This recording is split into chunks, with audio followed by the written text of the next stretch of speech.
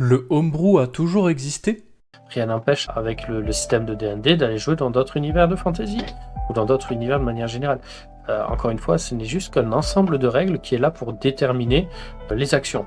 On joue à D&D quand on est dans l'univers de D&D. Peu importe les règles qu'on va utiliser. On pourrait faire du cyberpunk, quasiment pas de lancer de dés. On pourrait utiliser un autre système pour pouvoir y jouer, mais être quand même dans l'univers de cyberpunk. Et c'est des choses qui n'ont jamais été bloquées. Même mon père, à l'époque où il était rôliste, ils avaient leur propre règle, parce que j'ai ses notes sur le travail qu'il avait fait sur la première version de D&D, lui et son groupe de joueurs. Ils avaient déjà mis en place des systèmes pour pouvoir faire des actions particulières. Ils avaient mis en place aussi des outils propres à eux. Et là, je parle de l'époque où D&D, le premier, est arrivé en France. Donc c'est vous dire que ça existe depuis toujours dans le JDR.